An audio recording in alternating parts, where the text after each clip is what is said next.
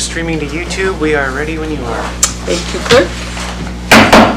I call this September 11th, 2024 Planning and Zoning Special Meeting to order at 7 p.m. Please be sure your cell phones and devices are silenced. Would you please join me in the Pledge of Allegiance? I pledge allegiance to the flag of the United States of America and to the republic for which it stands, one nation, under God, indivisible, with liberty and justice for all. Thank you. Clerk, would you please call the roll? Roll call for tonight's meeting. Allman? Here. Charbonneau? Here. Verhey? Here. Hornseth? Present. Sullivan? Here. Hubbard? Yes, here. And Chair Griswold. Here. Okay, you have a quorum. Thank you. Next on the agenda is public comments on any subject except those items scheduled for a public hearing. There is no public hearing. In the interest of fairness and to let everyone's voice be heard, public comments on anything, including the hotel, are allowed. Clerk, has anyone signed in to speak? There's one person signed in, John Weisel. John, you will have an opportunity to speak for 5 minutes after administration comments if you'd like to wait. Okay. Okay? Yeah, I wasn't sure.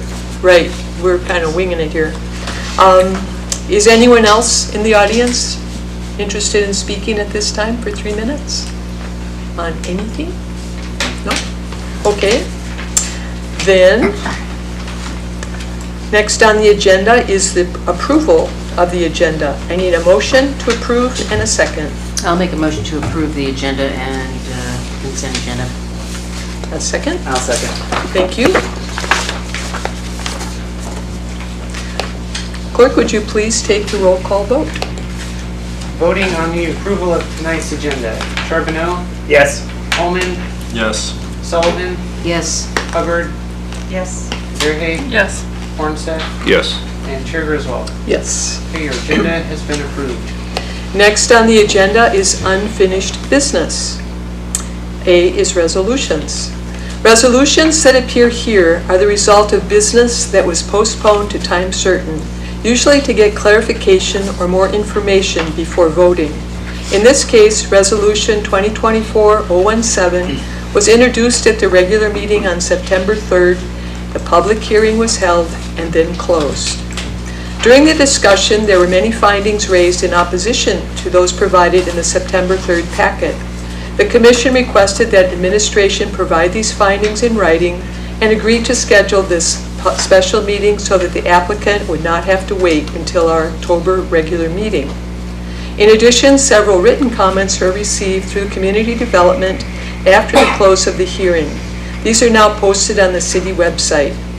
The attorney agreed to allow the applicant's comments, and to be fair, the other comments are also posted as part of the record. The resolution is now ready to proceed with further discussion, amendments, and a vote. Before we begin, did any commissioner have ex parte communication with the applicant, representative of the applicant, opponents of the project, general public, or other commissioners except for the communications received from Community Development? Okay. In our packet, we have Resolution 2024-017, a substitute resolution, and findings in opposition to the resolution. Administration, do you have any comments? I don't have any additional comments from what was shared at last week's meeting, but just the laydowns, the two of the laydowns that you just remarked on would be the findings that were shared at the last meeting, and the substitute resolution under the proposed conditions have the list of conditions that were discussed at the last meeting as well, so that everyone can visually see in written form what was discussed. Okay. Yep. Thank you. Would the commission like to suspend the rules and ask the applicant if they would like to speak for 5 minutes? Yes. Yeah. Okay. Would the applicant please come forward? State your name, inside or outside city limits, for the record. You have 5 minutes. John Weisel inside,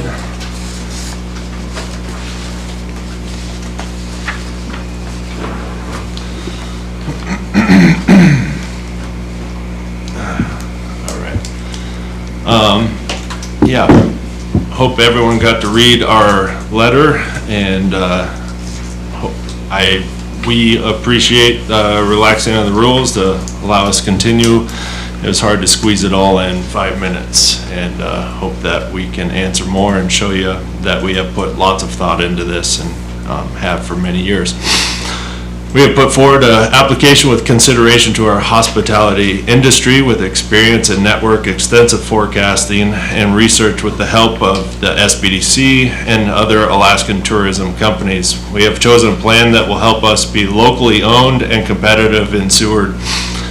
With more time, I would like to go into more detail of how our networking ties over the years with many tourism companies in Alaska Tour and Travel, Gondwana, Alaska Shuttle. These type of companies use shuttles to arrive with groups coming from Denali to Talkeetna, Anchorage, Homer, and so on. These companies would like to book our rooms in blocks, a block being 12 rooms at a time. They arrive in a shuttle, they have one driver, and they visit multiple destinations across the state. There's more detailed numbers and percentages of tourists that are visiting Seward without a vehicle, arriving by boat, train, motor coach, shuttle. That is the reason all hotels offer shuttle, ours included. Not just hotels, but a large majority of tours and activities also provide these shuttle services, realizing the types of visitors to Seward. The city also provides a free shuttle service to help move the amount of visitors with no personal vehicle. Today we have spoken with the fire chief about our project, and we have a good line of communication and an understanding of his needs. We have more details to share and networking possibilities to address the area of this project. I asked for a relaxing of the rules to share some unique business models that help us enjoy 4th of July and how we plan to approach that special day in Seward that we'd like to participate and watch many family members and friends compete, knowing that this area is very particular to the race day and events.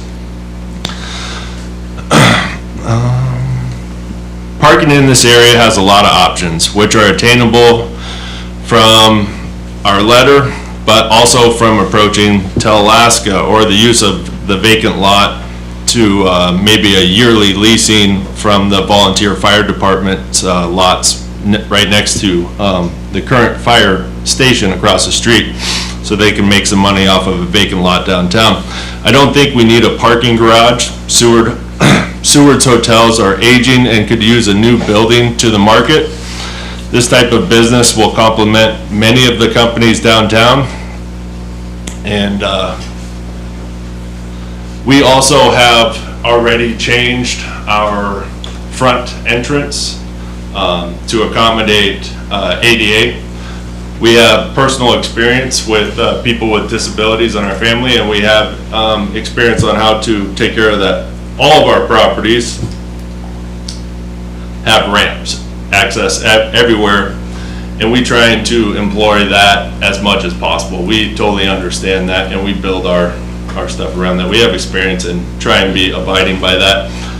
So the drawing there, I wasn't able to share it with you guys, but we have altered that a little bit. It was pretty simple. It had 2 steps going one way, instead now it has a ramp going the other. Pretty simple, but yeah, we have put a lot of thought into this. I think it'll be a great impact to the area, and even in just since our meeting, we've had others reach out to us and want to lend a hand in trying to figure out how to make this work and see what they can do to help. So we understand the process. We have put a lot of energy into this. We're not for sale. We've been approached by the large developers, large hotels, but we are trying to develop this and be a part of the community and have that as our mindset of being open year round and not just a little pop-up destination. So yeah, appreciate the extension to the rules. Thank you. Thank you. Comments are now closed. Would the commission like to proceed with a substitute resolution and findings in opposition? I need a motion and a second. I'll make a motion to do the substitute resolution and inclusion of the findings in opposition to the resolution. I'll second. Okay, thank you. We have a motion and a second. The mover may state their reasons in support of the motion to amend, and then the seconder, and then the other commissioners. Okay. First, I'd like to clarify a couple of things here that, so what we're trying to do specifically with this is to insert the findings in opposition to the actual resolution itself, to carry it, to make it one solid and complete resolution. Correct. So my understanding of that is correct.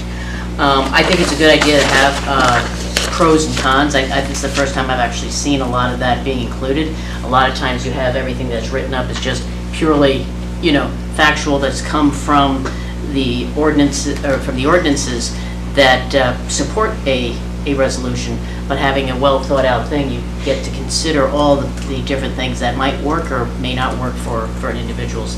I find that all the ones that are presented here seem to be, pretty well, very specific. I don't know if we're allowed to discuss these a little bit further, or is that something we want to do, or? I would recommend going forward with this amendment, and then we'll amend further. Okay. And I may request a little clarification from the clerk, but I believe the findings, the laydown findings will be included in legislative history, but cannot become part of the resolution. Oh. Is there a reason for that? That seems to be findings should all be in the same thing, so you have pros and cons. Both forward and against for something. Is that just a procedural thing in Robert's rules, or? A resolution typically wouldn't have negative aspects in it because you're trying to approve something in the positive. So you wouldn't be voting to approve a negative or mixed resolution. I think if you don't agree with the resolution, the option would be to vote no, basically. And that would be how you would say that you disagree with it. Yeah, this is the first time I've seen, Madam Chair, that you have the findings in opposition. I've never seen it in a necessarily separate document on something like this. But yeah, you're right, it would fail. If somebody brings up enough stuff, you'd fail it and then move on from there. So, okay, thank you. And second, do you have any comments? I agree with Chair Sullivan, and I also, I think that this laydown we're bringing forward makes sense with the additional criteria that's added to it. So, yeah, I agree with it. Any other commissioners? Just for clarification, and I think I've had this answered, but I just want to make sure on the conditions, those are not amendable, right? At this juncture. You can amend the condition still, even in the substitute resolution.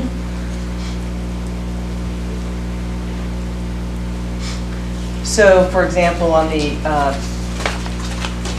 parking, could you modify those numbers or make them to where they have to be on-site, but wouldn't that conflict with the design that the applicant has submitted? Right, so if you were wanting to make a condition that the parking would be on-site, then that would conflict with the resolution when it's approving. So you could modify the numbers for the off-site required parking, but not require on-site. Chair Griswold, it sounds to me, and if I'm just so I understand what you're saying, is that you can't have a condition in there that conflicts with one of the whereases that brings you down to your therefore conclusion. So because if you bring it all the way down and all of a sudden one of your conditions is in violation of one of the initial things that brings you down to it, then it defeats the whole purpose, and you have a very mixed message in your resolution completely, and sends the wrong signal. So it has to be, your conditions have to comport with all the whereases as you drive down. Does that I would like clarification from the clerk, I believe. Good to talk that through, Claire. Yeah, I just want to be sure I know what I'm talking about. Because what we have now, if I could summarize, we have a substitute resolution. And in that substitute resolution, we have all the conditions that we added at the last week's meeting. Right. However, Section 1 is different from the opposition, and Section 2 is different. So how do these two documents merge? Or do we, Which document are you wanting to I- merge? well, if we're, right now on the floor is shall we adopt the substitute resolution and findings of opposition? That's what's on the floor. That's what we're discussing. But in this substitute resolution, Section 1 and Section 2 are in opposition to the findings. In opposition. So I am, Which findings are you referring to? That's we a have separate another document that says findings in opposition. But that is not part of the substitute resolution. Correct. So the motion on the floor is to approve substitute resolution 2024-07. And I included and the findings of opposition. I don't think you can merge those two. That doesn't That's what I just make any was wondering doesn't about. make sense. Does not compute. So,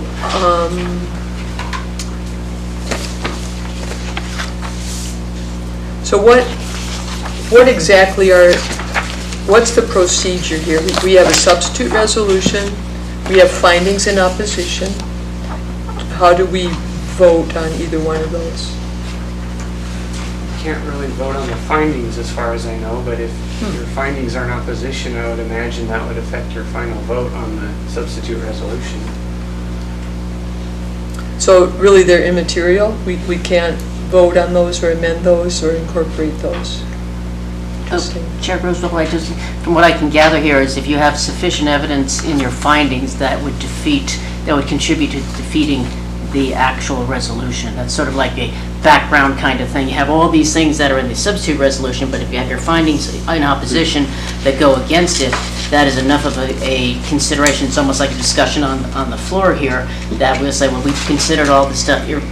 So considering all of that, we have enough in opposition that would drive people to defeat the resolution. Is that my... I concur. That's Okay, my thoughts as well. So would it be more clear if the motion that I put on the floor was to do what? Proceed with, Commissioner Sullivan right, made a motion right, to approve substitute resolution 2024-017. right, okay. Okay, so now we're going to keep discussing that. And that's, Chair Griswold, so that's where we can use your findings in opposition as Right. further discussion, as sort of like a reference item for it. It can't be, like, Right. from what I understand, it can't become part of the resolution, but Right. it is sort of like a supporting document to allow us to consider, to make the final decision on the actual Okay. substitute resolution. Okay. Right now, the commission is deciding, Yeah. is your final vote going to be on the original resolution or this substitute resolution? Right. That's your decision. Yeah. Right. And at what point could we further amend the substitute resolution? Now would be the time. But we already have an amendment on the floor, a motion on the floor. Right. So Okay. the amendment would require another motion to amend the substitute resolution. At Okay. this point, the original one has kind of been left in the dust because the substitute version includes amendments that have been built into it. What amendments did we do last meeting? We didn't do any Well, amendments. there's quite a few in the conditions. There were so many suggestions that it was more than could be amended during that meeting, so that's why during the break between meetings, they typed up the substitute resolution to incorporate the feedback they received. Chair Griswold, do we have to fail the original amendment and then drive on to the substitute? Or can we just sort of like subsume the original into it. To me, it's cleaner if you fail the one and then you act on the substitute. The original has already kind of gone bye-bye at this point, because the substitute version is now on the floor. Okay. See? Okay. Okay, so at this point, we could have amendments to this resolution. Correct. Okay. Does anyone have amendments that they would like to make to the substitute resolution?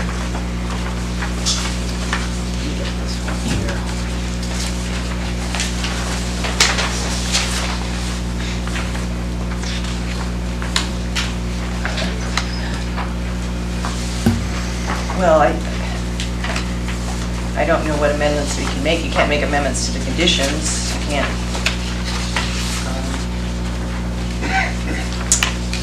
You know, I didn't really put these side by side, but other than the findings to the negative, what actually is, what's the specific difference? Do you want me to just point out which numbers were the ones Yeah. that you discussed at the last meeting? Yeah, There's 5 Could you different please? additions. there's 5 additions? Okay. So briefly, number 1 includes now the cafe and the 2 event rooms. Then number 2 specifies that it's 40, You're talking, oh, on the conditions. on the conditions of the Yeah. substitute resolution. Number 2 now specifies 44 parking spaces with 2 ADA compliant. The number 3 is the additional 25 parking spaces, so that's the 75% that you guys were talking about at last meeting, the 75% of the required parking spaces for the cafe and the 2 event rooms. Number 4 is the same. Number 5 is an amendment, a new one. Number 6 is an amendment. Number 7, I believe, is the same. Number 8 is also the same, but I think we've added that the dumpster would be screened on 3 sides. And number 10 is also an addition. Did I miss any? Looks good. And just to clarify, that would be the equivalent of if you had made those amendments one by one at the regular meeting. But it's been sort of done for you and then presented as a substitute version.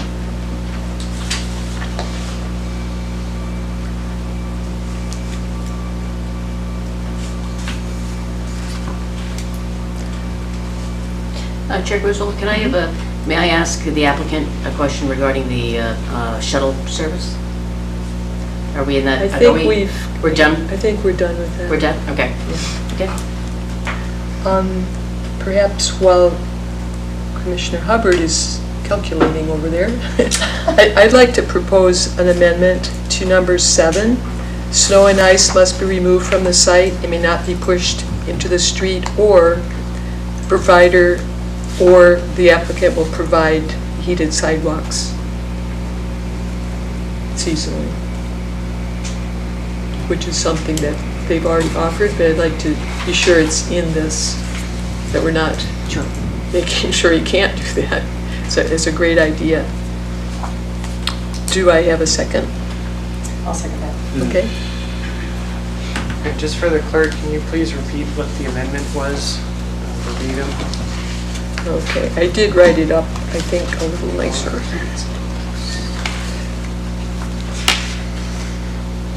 So we're talking about number 7, where it starts with snow and ice must be removed from the site and may not be pushed into the street.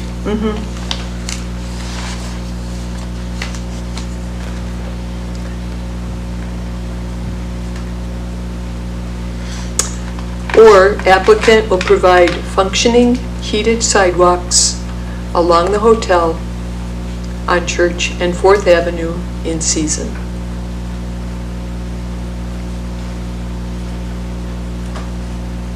Can you clarify, is that in addition to what's already written at So 7? it would read, condition number 7, snow and ice must be removed from the site and may not be pushed into the street, or applicant will provide functioning heated sidewalks along the hotel on Church and 4th Avenue in season. So you're, just for point of clarification, I seconded this. Right, let's redo the second, because that's already Yeah. changed since. Yeah. So- I'll pull that back. Or applicant will provide functioning heated sidewalks along the hotel, along the hotels on Church and 4th Avenue and Church, 4th Avenue in season. in season. Okay, and is there a second for that amendment? For point of clarification, you said or. Or, Snow and ice be removed and may not be pushed into the street or provided heated. Okay, I'll second that.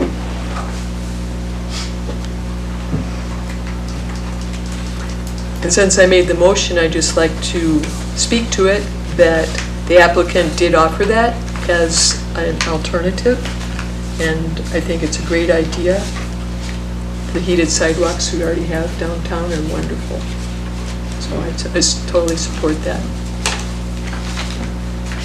Ready to vote on that amendment?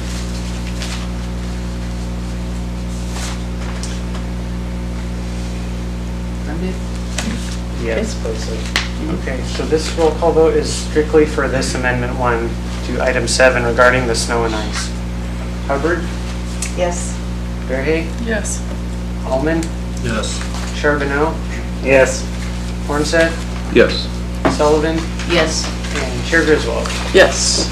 Okay, that amendment has been added to the substitute resolution, and now the substitute resolution with amendment number 1 is back on the floor. Are there any other amendments to the substitute resolution? No. Okay. So, are you ready to call for a vote? A yes vote will, well, I'll let the clerk do that. That's your job. Would you explain what yes means and what no means? A yes vote would approve the resolution, and a no vote would fail it.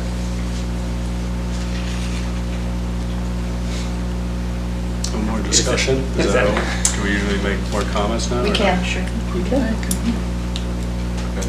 Would you like to make some comments? I want to thank the applicant for sure, for bringing this CUP forward, applying for it. These types of communication here in chambers publicly are very productive. We've had some great back and forth. Big part of just moving forward. Community-minded entrepreneurs are going to be leaders, are leaders in Seward going forward, Seward's healthy future. And I appreciated Mr. Wise's laydown and Grace Group's laydown, providing more information. I thought this is a community-minded company group, and that is definitely a really good feeling. They're invested and just care about Seward. So that is a real asset. I thought the prom was a really good example in there, and there are more. They, do a lot for the community. I see just the summer and winter, again, like so much in what we talk about, this dichotomy and how to plan for summer and winter. I appreciated the creative ways to do off-site parking. One of the off-site parking options in the laydown was 213 Fifth Ave, which on April 4th, 2023, we approved a CUP for that to be a mixed-use commercial building with more than 2 apartments. And that is 7 commissioners here, and it was a unanimous approval. So I wanted to mention that. 100% coverage does not allow for on-site parking. Congestion, fire hall right there. But, yeah. Thank you.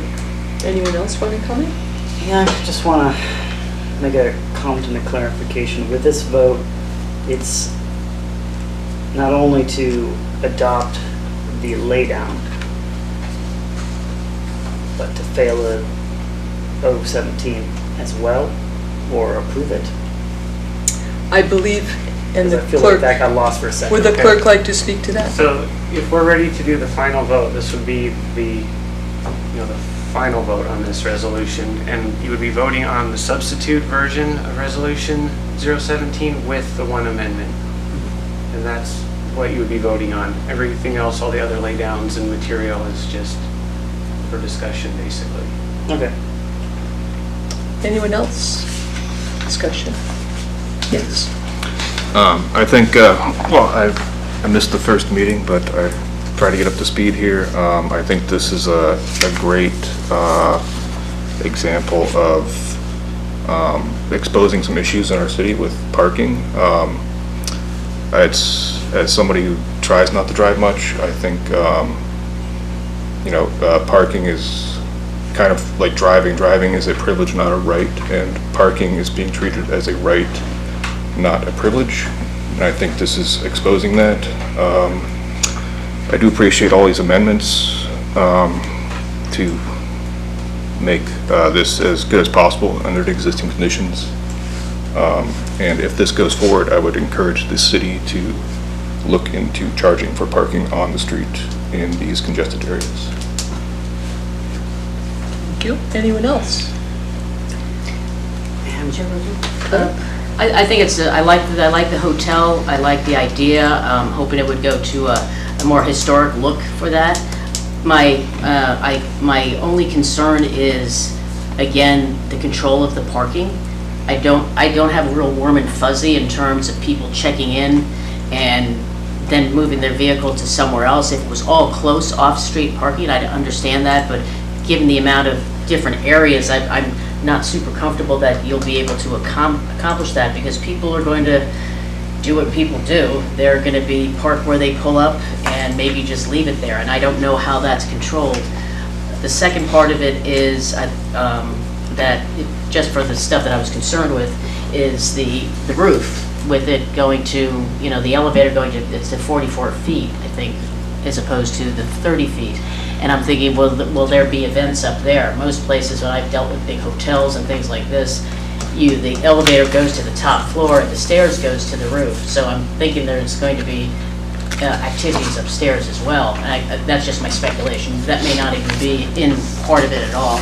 But there's some unanswered things for me that knowing that how congested that is, a lot of us live right down the street from there. The fire hall is right there, and they're trying to pull out, and there's a lot of things. I'm a little bit uncomfortable yet making a super positive endorsement of that at this point. I think it's great. I think I'd love to have that building there of some sort that improves the dilapidated building there and develop the area, but something that big right there may create a challenge for the locals as well as just the tourists. And I don't want that congestion. God forbid something happens with the fire department right there too. Anyone else? Yeah, I agree as well. Parking is a sticking point. I really like a hotel there. I think it works well downtown in that area. It brings people. We already have one or a couple there, but it brings more people in. I think it works really well, but the parking is getting me. We have 7 comments from the public that live right in the area. So I don't live exactly right there. I live close, but not right there. So I can't speak. I can speak of what I see, but we have 7 comments of people, including the fire chief, who are very concerned about the parking, concerned about the congestion. We already have people complaining about congestion on 4th, and there's been comments saying, well, this is a different business style. It's not going to do that. And I've also spoke with a number of people and had people speak with me about it, and it's given the chance, they're not going to take the shuttle. Everybody I speak with brings concern up to me about this says, I wouldn't take a shuttle, I'd park in front.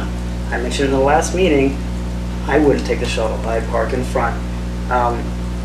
We have the comments were also brought up that the parking down for the Edgewater, they don't really use the street, or they don't use their lot. I've noticed on numerous occasions this evening in front of the Edgewater and the Hotel Seward, there was 0 parking on the street. Completely filled this evening. Couldn't find a spot at all when I drove by.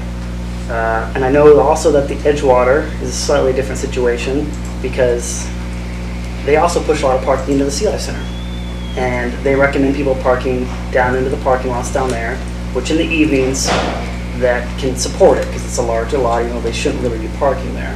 But in this particular area, there isn't really anywhere to say, go use somebody else's parking, even though you're not supposed to. It's just gonna all end on the street. And as we know from the fire chief mentioning, there's only 3 spots in front of them. And we already have an issue 1 street over with parking. I know that in the past, commissions have made decisions for other hotels, and some of them have been brought up in the comments, well, they got this or they got that. But, and I've been on some of those commissions when that happened, and just because we made mistakes back then doesn't mean we have to make them now. And some of those mistakes are still haunting us with less parking in the harbor, less parking in certain areas. We don't have to go down that same road of making a mistake just because, 3 or 4 commissions past did. So the parking is a sticking point for me for sure. Anyone else wish to comment? Sure, I'll just for a point of clarification, Commissioner Clare, you mentioned 44 feet. You understand that is an override, right, for the elevator? It's the whole unit isn't going to be 44 feet. I totally know that, yeah. Yeah, okay, I just wanted to I make know sure. because the Made it top sound- floor is 30, and then the elevator Yeah, is okay, 44.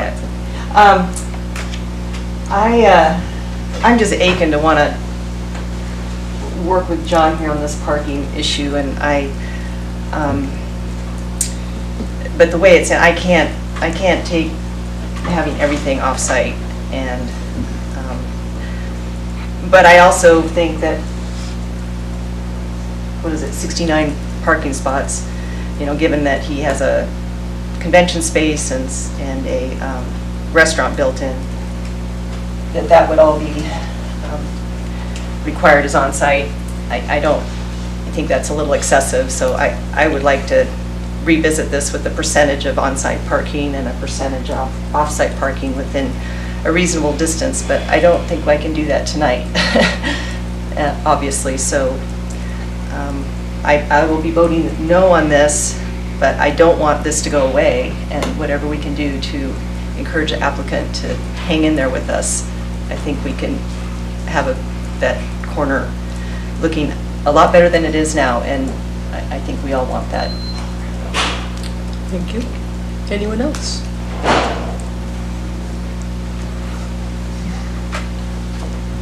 Okay. I would like to say that the findings in opposition address my concerns, and I went through all the required code findings for a conditional use permit.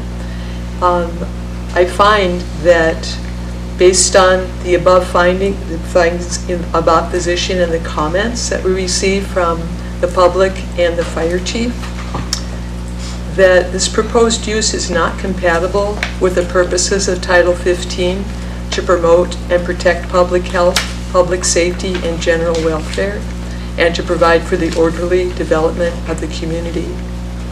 This hotel is located in a very congested area with a one-way street, Church Street, and the alley is very narrow. You can't pass on that alley. Wherever the traffic dumps out, if they turn on Church Street, there you are on 3rd Avenue. Or if they go down the alley, there you are on Adams. It's really difficult. It's a very difficult, congested area already. And I believe this will only add to the congestion and the safe and danger, the public health and safety.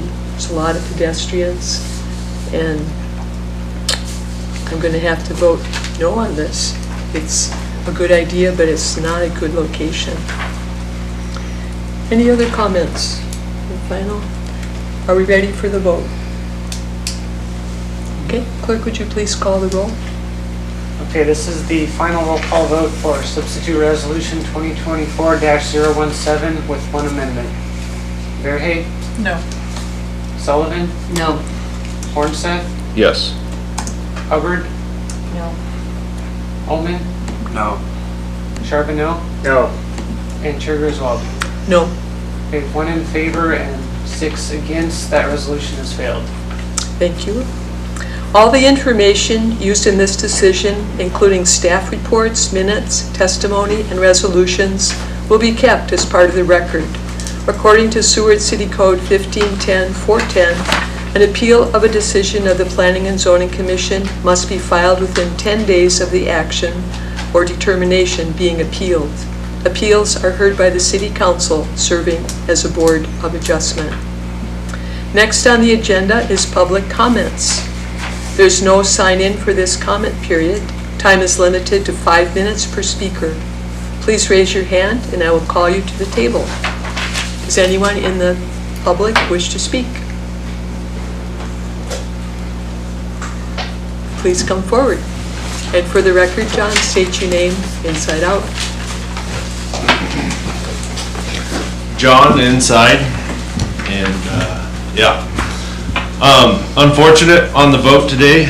I think that we're at a disadvantage. It's impossible to compete with free. A lot of people have said, I would not park there if it doesn't matter where the parking is. It's impossible to compete with free. And I don't want the public to get misunderstood. The fire marshal has said that he understands our project, that he only has 3 spots, that the project is a good project. The only thing that he would need is a sign dedicating those 3 public open spots to his spots. So it's not a safety concern. I don't want anybody to think that we're ever proposing something that's a safety concern. Strategically, and again, 5 minutes, maybe I should have asked for work sessions, or kind of new to this. Both 5 minutes still wasn't enough time for us to get everything out there. Tried, but we're going to continue. And with that, you know, again, we spoke about and tried to convey in our letter where we put our offloading and loading zone, so that there is always maneuverability in that tight area. A lot of thought into that.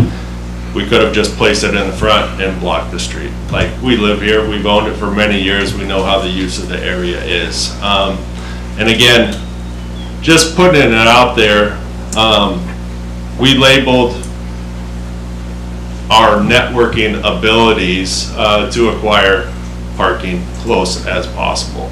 I think a true, realistic study, thought, you know, like Horns said, of parking, 60 plus spots for this. There's not even 60 spots between 5th Avenue and 4th Avenue available. So Edgewater doesn't take everything.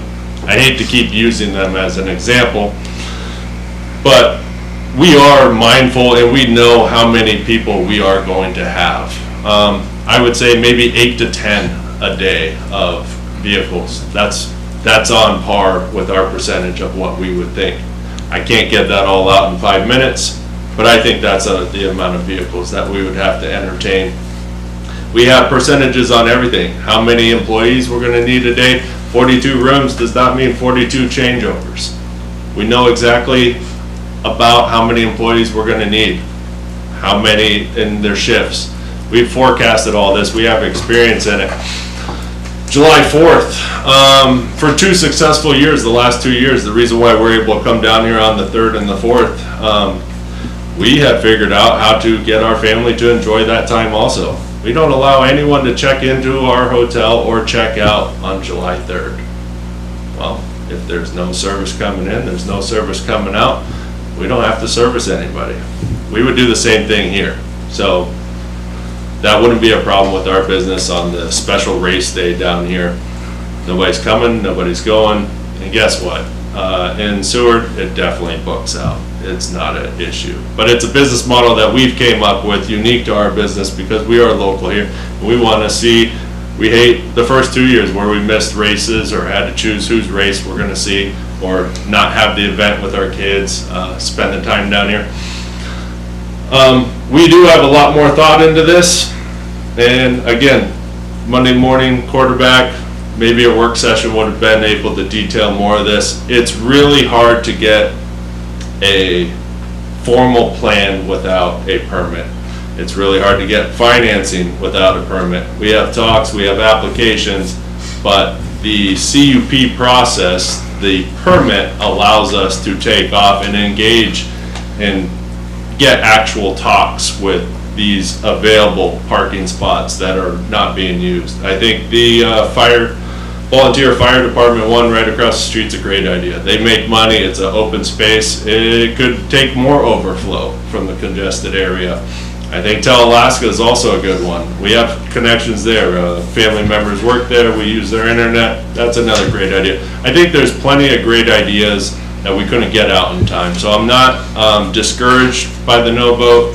I am a little bit, but I do think a lot of onus should be on the thought that we are local here, we understand the area, and we didn't propose something that we thought was unmindful to the area. We do come down here. So thanks for the time, thanks for relaxing the rules, and hope to work with you guys more. Thank you. That brings us down to administration and commissioner comments and responses to public comments. Administration? First, thank the commission for agreeing to do this special work session, another evening of your time.